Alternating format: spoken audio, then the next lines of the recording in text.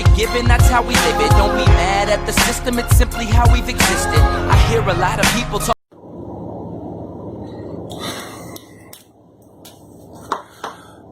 My name is Charles Okafor.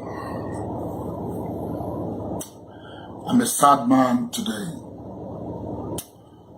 You know, I was born here in Lagos.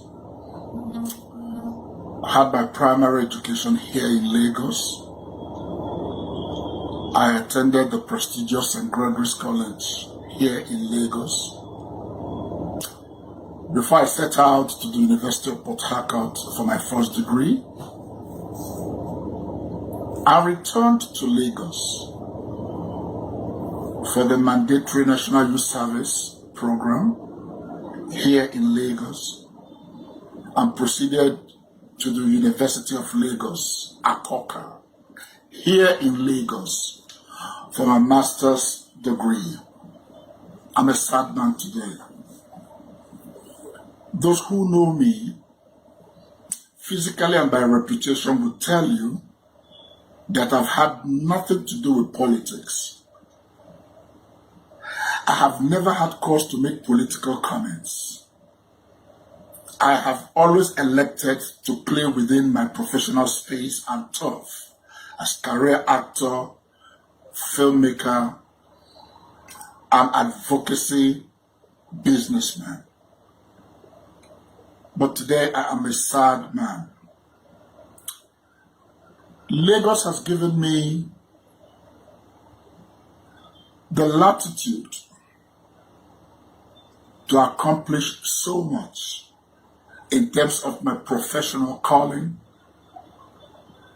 living as a family man. My lovely wife and children live with me here in Lagos. My wife works here in Lagos. My children go to school here in Lagos. The best friends I have largely are in Lagos, and particularly from the southwestern part of Nigeria, Yorubas. Great friends who have become brothers to me, classmates at St. Gregory's College, a few from my primary school, who have taken me in, not just as classmates or friend, but genuinely, sincerely, as brother. I am a sad man to think that today in Lagos, certain elements would want to put a wedge to the consummate harmony that exists between the Yoruba and the Igbos. The entire scenario that played out a couple of days verging to a week or more that had to do with the peaceful protests, I aligned with totally. There was reason to protest peacefully, to end mayhem, bloodshed, violence, intimidation, orchestrated by the now proscribed Special Anti-Robbery Squad, SARS, and other concomitant consequences arising from this very mad experience as perpetrated by the now proscribed SARS. I had cause to speak and to lend my voice in saying that not only should SARS be proscribed and all those perpetrators brought to justice, but that we should also capitalize on this particular genuine, patriotic, non-partisan, non-tribal, non-ethnic move by the critical demographic of the Nigerian state, the youth, in speaking out for police reforms. The intentions were genuine and patriotic, only to wake up to see arson. Our beautiful Lagos, lined with beautiful infrastructural edifices. I bleed that historical noble city hall has been set alight. I bleed that the Nigerian Ports Authority building on Marina.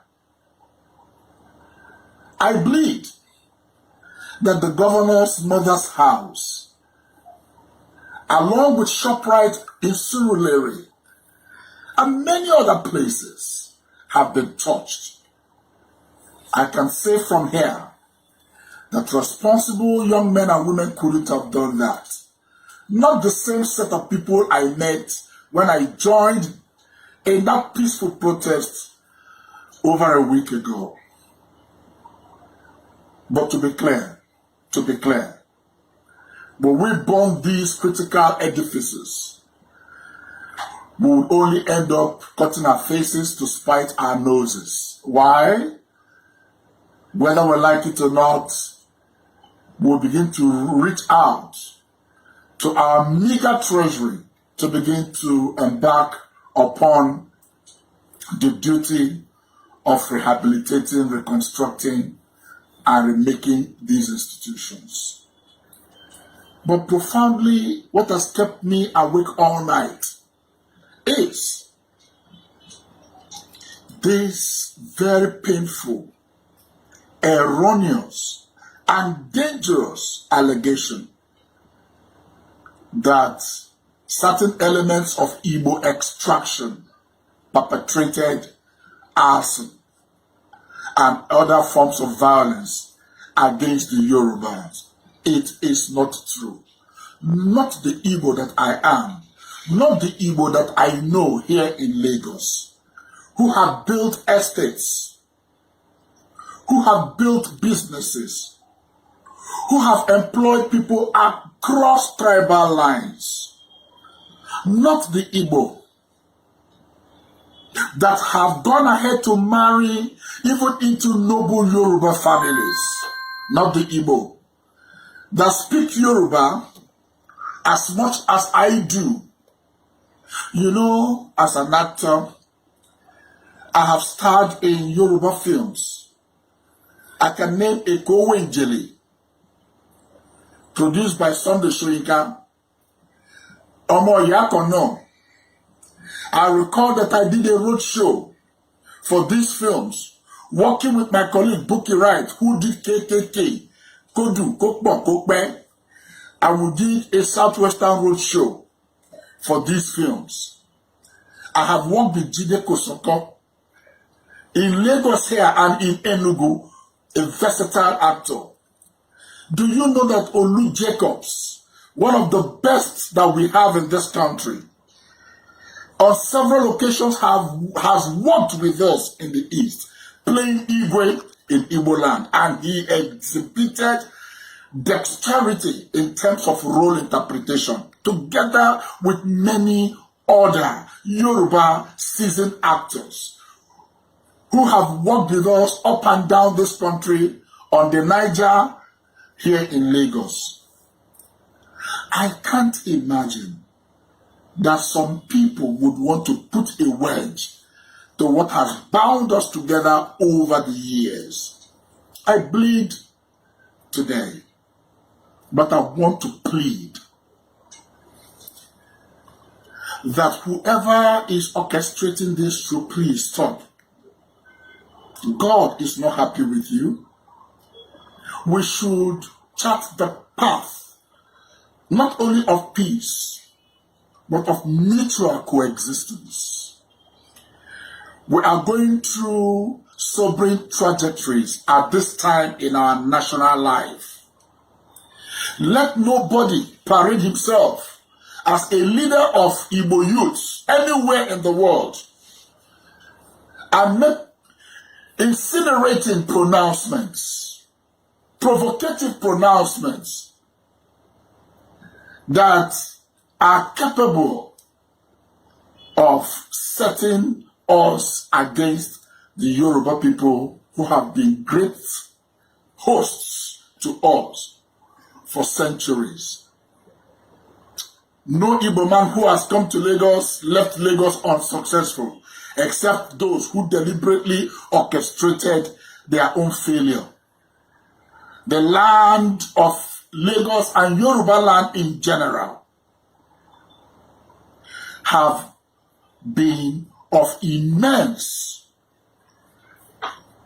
accomplishment to the Igbo man. The Igbo man is accommodating equally.